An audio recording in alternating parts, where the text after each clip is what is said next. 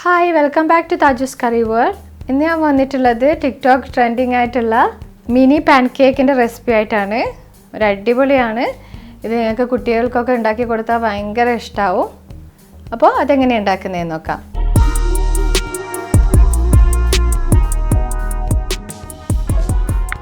ഇതിന് വേണ്ടിയിട്ടുള്ള ഇൻഗ്രീഡിയൻസ് 2 മുട്ട എടുത്തിട്ടുണ്ട്. അത് റൂം ടെമ്പറേച്ചറിലുള്ള മുട്ട തന്നെ എടുക്കാൻ ശ്രമിക്കുക.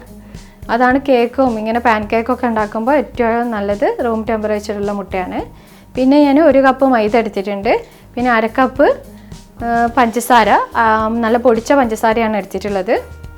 പിന്നെ ഇവിടെ എടുത്തിട്ടുള്ളത് ബേക്കിംഗ് പൗഡർ. പിന്നെ ഇത് കളറിന് വേണ്ടിയിട്ട് മാത്രം കുറച്ച് ഫുഡ് കളർ ചേർക്കുന്നുണ്ട്. ഇത് മെൽറ്റ് ചെയ്ത ബട്ടറാണ്. നിങ്ങൾക്ക് വേണമെങ്കിൽ നെയ്യ് ഉപയോഗിക്കാം. പക്ഷേ കൂടുതൽ ടേസ്റ്റ് ബട്ടർ ഉപയോഗിക്കുമ്പോൾ തന്നെയാണ്.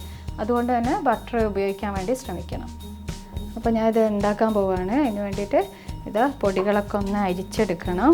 ഇതിന് വേണ്ടിയിട്ട് ഞാൻ അരിപ്പയിലിട്ടിട്ട് ഒന്ന് മൈദ ഇങ്ങനെ നന്നായിട്ട് അരിച്ചെടുക്കുന്നുണ്ട്. ഈ സമയത്ത് തന്നെ ഞാൻ ഇതാ പഞ്ചസാര ഇതിലേക്ക് ആഡ് ചെയ്ത് കൊടുക്കുന്നുണ്ട്.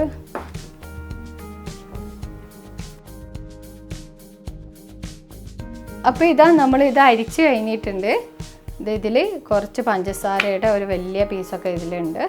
അപ്പോൾ ഇത് നമ്മൾ ഒഴിവാക്കി കളയാം. 2 മുട്ട ഇതാ ഞാൻ എടുത്തിട്ടുണ്ട്. അതിന് നമ്മൾ പൊട്ടിച്ച് വയ്ക്കുകയാണ്.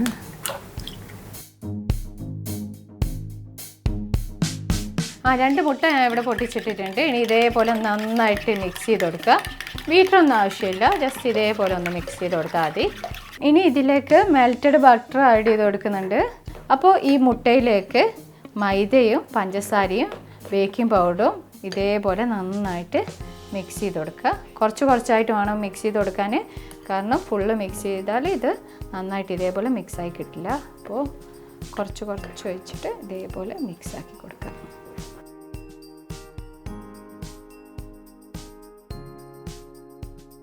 ഈ ഒരു സമയത്ത് ഇതിലേക്ക് ഫുഡ് കളർ ആഡ് ചെയ്യാണ്.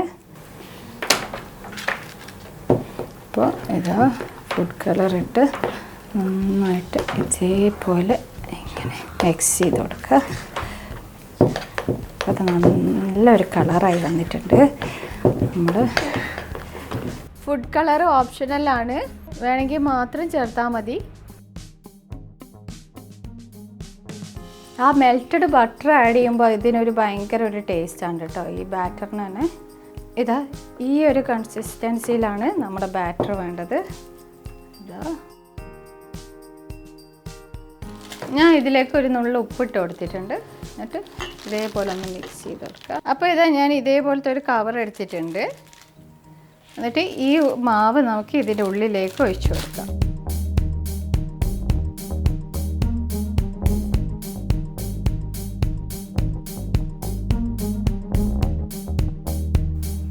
ഇങ്ങനെ മാവ് ഫുള്ളായിട്ട് ഇതിലേക്ക് ഒഴിച്ചു കൊടുക്കാം. അപ്പോൾ ഇതാ ബാറ്റർ ഫുള്ളായിട്ട് ഞാൻ ഈ കവറിലേക്ക് ഒഴിച്ചിട്ടുണ്ട്. ഇനി ഇത് നമുക്ക് ചുട്ടെടുക്കാം.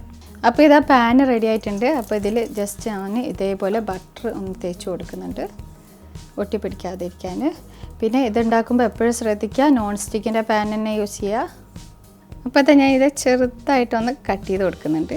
അപ്പോൾ ഇതാ നമ്മൾ ചുട്ടെടുക്കുകയാണ്. അപ്പോൾ ലോ ഫ്ലെയിമിൽ വെച്ചിട്ട് വേണം ചുട്ടെടുക്കാൻ. പിന്നെ ഈ ബാറ്റർ ഒരു ചെറിയൊരു കോയിൻ്റെ ഷേപ്പിൽ ഇതേപോലെ ഒഴിച്ചു കൊടുക്കുക.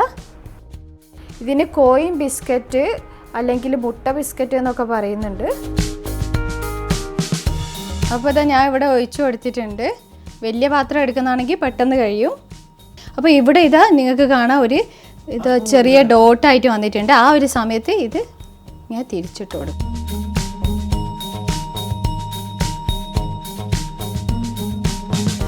ചെറിയ തീയിൽ വെച്ചിട്ട് ഇത് കുക്ക് ചെയ്തെടുക്കാവൂ. ഇത് മുട്ട ഇട്ടിട്ടുള്ള ഒരു റെസിപ്പി ആയതുകൊണ്ട് തന്നെ പിന്നെ പെട്ടെന്ന് തന്നെ ഇത് വെന്ത് കിട്ടും. അപ്പോൾ ഹൈ ഫ്ലെയിമിൽ ഇടാനേ പാടില്ല. അതും ചെറിയ തീയിൽ ഇട്ടിട്ട് ഇതേപോലെ കുക്ക് ചെയ്തെടുക്കാനേ പാടുള്ളൂ. അപ്പോൾ ഇത് പാൻ കേക്ക് റെഡി ആയിട്ടുണ്ട്. അപ്പോൾ നമ്മൾ ഓരോന്നായിട്ട് എടുക്കുകയാണ്.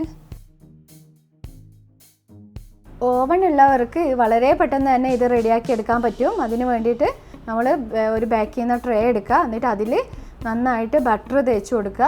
എന്നിട്ട് ഈ ബാറ്റർ ഇതേപോലെ ഒരു കോയിൻ്റെ ഷേപ്പിലായിട്ട് ഇങ്ങനെ ഒഴിച്ചൊഴിച്ച് കൊടുക്കുക. അപ്പോൾ പ്രത്യേകം ശ്രദ്ധിക്കുക, അടുത്തടുത്ത് ഒഴിച്ചു കൊടുക്കാൻ പാടില്ല. ഇത് കുറച്ച് സമയം കഴിയുമ്പോൾ ഇതിങ്ങനെ കുറച്ചും കൂടെ കോയിൻ്റെ ഷേപ്പിലായിട്ട് വരും. അപ്പോൾ അടുത്തൊഴിക്കാൻ പാടില്ല, കുറച്ച് കുറച്ച് വിട്ടിട്ട് വേണം ഒഴിച്ചു കൊടുക്കാൻ.